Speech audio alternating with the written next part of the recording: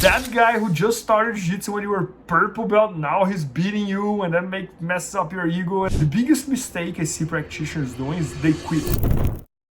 Okay guys, today I'm answering the question here from Casey. He's white belt, 36 years old, and he's saying that he struggled to train as much as he would like because work, family, travel, and etc. And the closest jiu-jitsu gym to his house is more than 1 hour driving each way. So he said that he watched a lot of instructionals and play around with dummy at home, but nothing is like real mat time and this and that. So he's asking like, what are my advice for him to optimize precious mat time and make the most out of each class? So this is a great question, Casey. And what I would say here is that well, I think when you go to the gym, you're driving 1 hour to come, drive 1 hour to go back. If I was on your shoes, things that I would be doing is I would be trying to arrive a little early and spend some time. But there's always like, you can always arrive a little early in the class, and many times it's a big mat space and you can always sit in the corner, grab a guy over there and do some drilling and this and that.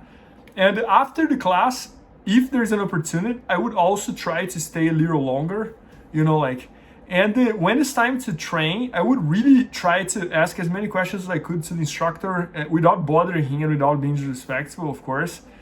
And when it's time to row, I would also try to row as much as you can. You know, like, just because it sounds like training jiu-jitsu for you, it's not an easy thing. Like, you have work, you have family, you have to travel. So I think like when I go to the gym, I would try to go to give everything I have, you know. So I would try to arrive early, leave later, leave the place as late as I can. I would try to really take the drilling part of the training really serious, because many times like the instructors teach moves and the students like kind of like take for granted, you know, like every day there's moves and that, and they don't take it as serious as they should.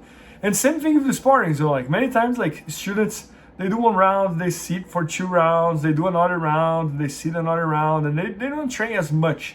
So if I was on your shoes, I would be trying to maximize every inch of the lesson, you know, like I would try to arrive a little early, do some drilling with someone over there, you know, like take the techniques very serious, do as many sparrings as I can, stay a little longer on the mat. There's always like a little, almost like Q&A on every jiu-jitsu school between students, that kind of stuff. So I would try to really focus on that as well. And I would try to maximize every minute you have over there, because it sounds like it's very hard for you to go there, you know, like. Another thing that I would be doing as well, it's exactly what you're doing, studying jiu-jitsu at home, and it sounds like you have a dummy that you can practice at home. But if you could have a buddy as well, a person who lives nearby and likes jiu-jitsu, and you guys can meet every now and then and do jiu-jitsu on your garage or wherever there is, I think that's very helpful as well. And you guys can study jiu-jitsu together and drill together and row together, so I think that definitely helps.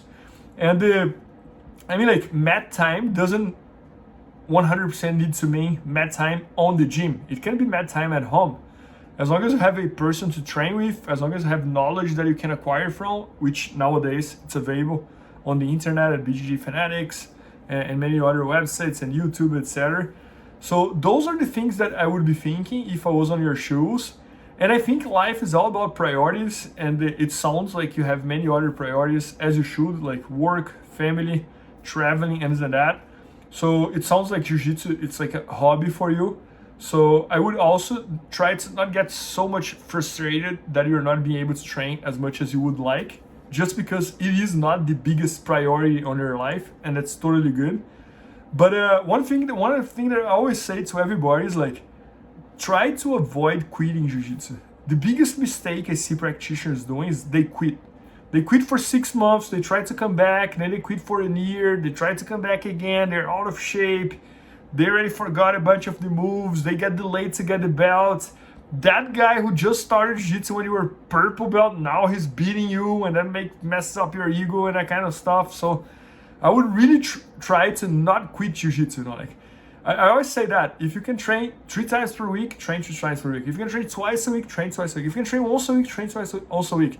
If you can train once every other week, train once every other week. If you can train once a month, train once a month, but don't stop. I mean, like, I think the biggest mistake is stopping.